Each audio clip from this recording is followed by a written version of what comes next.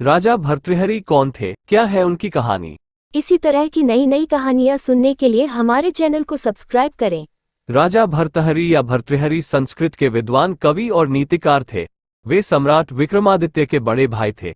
कुछ लोग इन्हें चंद्रगुप्त द्वितीय का बड़ा भाई मानते हैं। कहते हैं कि वे एक घटना के बाद गुरु गोरखनाथ के शिष्य बनकर योग साधना करके योगी बन गए थे। संन्यास धारण करके के बाद जनमानस में वे बाबा भर्तृहरि के नाम से प्रसिद्ध हो गए थे। भर्तृहरि की शतकत्र की उपदेशात्मक कहानियां भारतीय जनमानस में रची बसी हुई है।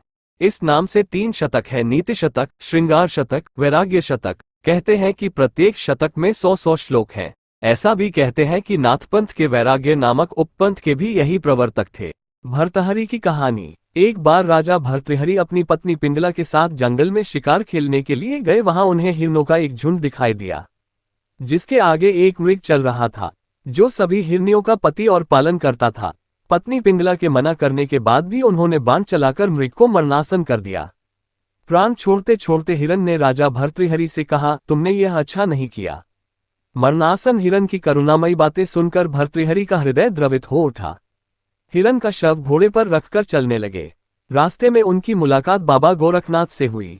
भर्तृहरि ने इस घटना से अवगत कराते हुए उनसे हिरण को जीवित करने की प्रार्थना की। इस पर बाबा गोरखनाथ ने कहा, मैं एक शर्त पर इसे जीवन दान दे सकता हूं कि इसके जीवित हो जाने पर तुम्हें मेरा शिष्य बनना पड़ेगा। राजा ने गोरखनाथ की बात मान ली। भर्तृहरि की कहानी। प्राचीन उज्जैन में बड़े प्रतापी राजा हुए। राजा भर्तृहरि अपनी तीसरी पत्नी पिंगला पर मोहित थे और वे उस पर अत्यंत विश्वास करते थे। राजा पत्नी मोह में अपने कर्तव्यों को भी भूल गए थे। उस समय उज्जैन में एक तपस्वी गुरु गोरखनाथ का आगमन हुआ। गोरखनाथ राजा के दरबार में पहुंचे। भर्तृहरि ने गोरखनाथ का उचित आदर सत्कार किया। इससे तपस्वी गुरु अति प्रसन्न हुए। प्रसन्न होकर गोरखनाथ ने राजा एक फल दिया और कहा कि यह खाने से वह सदैव जवान बने रहेंगे, कभी बुढ़ापा नहीं आएगा, सदैव सुंदरता बनी रहेगी। ये चमत्कारी फल देकर गोरखनाथ वहां से चले गए। राजा ने फल लेकर सोचा कि उन्हें जवानी और सुंदरता की क्या आवश्यकता है। चूंकि राजा अपनी तीसरी पत्नी पर अत्यधिक मोहित थे, अतः उन्होंने सोचा कि यदि यह फल पिंगला खा लेगी तो वह सदैव सुंदर और जवान बनी रहेगी। ये सोचकर राजा ने पिंगला को वह फल दे दिया। रानी पिंगला भर्तृहरि पर नहीं बल्कि उसके राज्य के कोतवाल पर मोहित थी। ये बात राजा नहीं जानते थे। जब राजा ने वह चमत्कारी फल रानी को दिया तो रानी ने सोचा कि यह फल यदि कोतवाल खाएगा तो वह लंबे समय तक उसकी इच्छाओं की पूर्ति कर सकेगा। रानी ने ये सोचकर चमत्कारी फल कोतवाल को दे दिया। वह कोतवाल एक वैश्या से प्रेम करता था और उसने चमत्कारी फल उसे दे दिया ताकि वैश्या सदैव जवान और सुंदर बनी रहे। वैश्या ने फल पाकर सोचा कि यदि वह जवान और सुंदर बनी रहेगी तो उसे यह गंदा काम हमेशा करना पड़ेगा। नर्क समान जीवन से मुक्ति नहीं मिलेगी। इस फल की सबसे ज्यादा जरूरत हमारे राजा को है।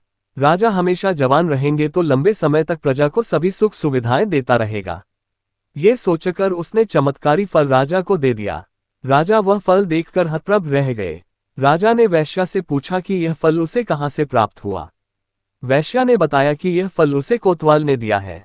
भर्तृहरि ने तुरंत कोतवाल को बुलवा लिया। सख्ती से पूछने पर कोतवाल ने बताया कि यह फल उसे रानी पिंगला ने दिया है।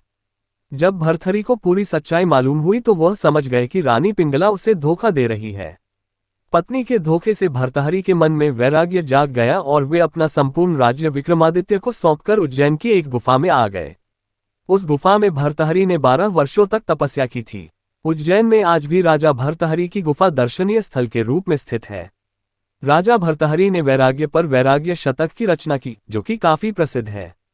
राजा भर्तृहरि ने श्रृंगार शतक और नीति शतक की भी रचना की। ये तीनों ही शतक आज भी उपलब्ध हैं और पढ़ने योग्य है।